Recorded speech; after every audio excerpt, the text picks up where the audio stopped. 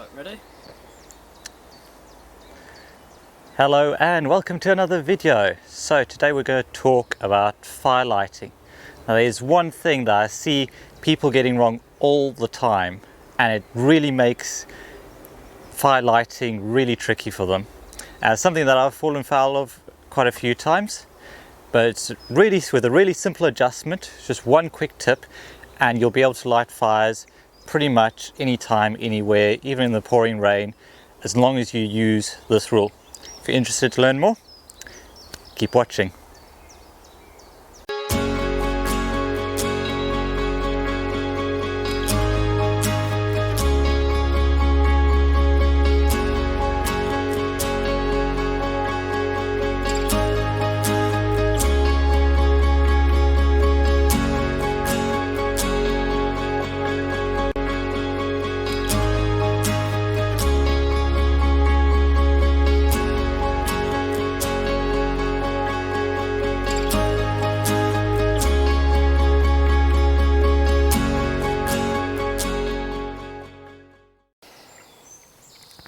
So the number one mistake that I see people make is breaking one of the fundamental rules of fire lighting, which is that you need to match the size of the flame or spark you have to the amount of material.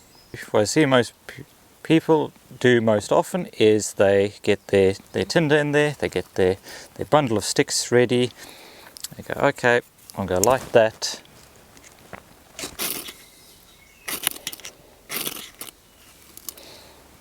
There we go. Once I've got the tinder going, I'll grab the tinder bundle and I'll pop it on top.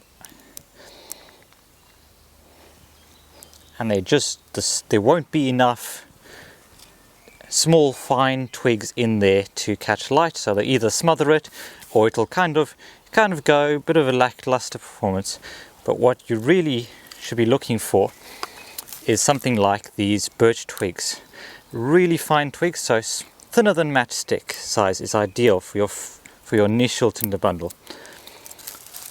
You can gather these pretty easily. I do have a video on how to gather dry tinder. I do talk about how to find the really fine birch twigs. So we're just going to be very selective. Go pull out the bigger bits. Go try and get all of the small end twigs and make a really tidy bundle. Now this kind of size bundle would work fine in very dry weather. Then as you add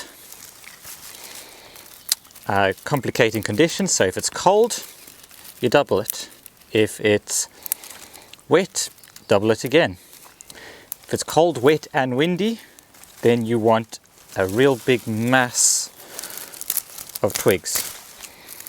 This will give us a really good start to the fire, and it'll start building a really solid ember bed that can then dry off any of the other wet kindling that you then put on later on.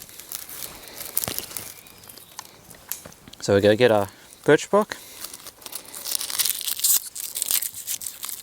I'm going to give it another go. This time with our solid bundle of smaller twigs.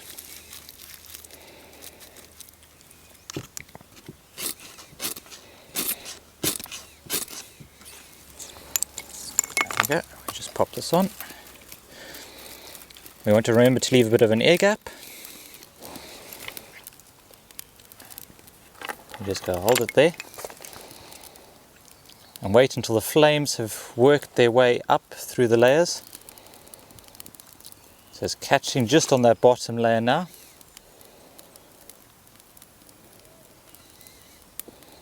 Probably go throw out a heck of a lot of smoke. It's going, and then we can start preparing the next layer. This time pencil thickness.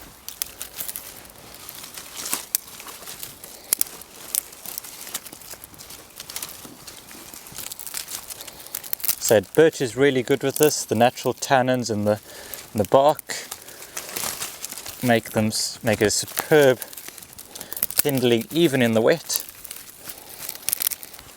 And once it gets going, it really gets going.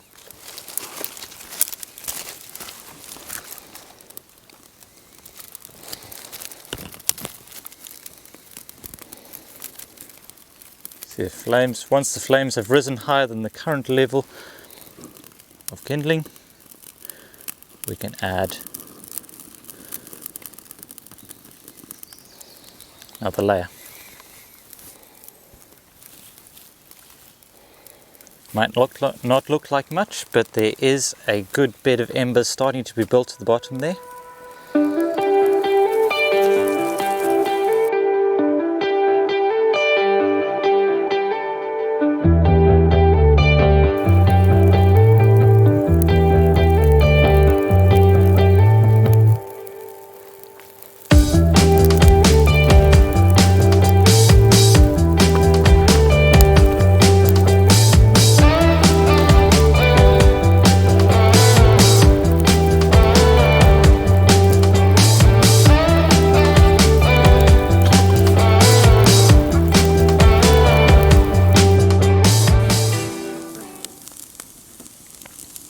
Now we have a really hot base to that fire, so that means if we have damp wood to put on top now, it'll be enough heat in there to dry the wood off before it starts burning.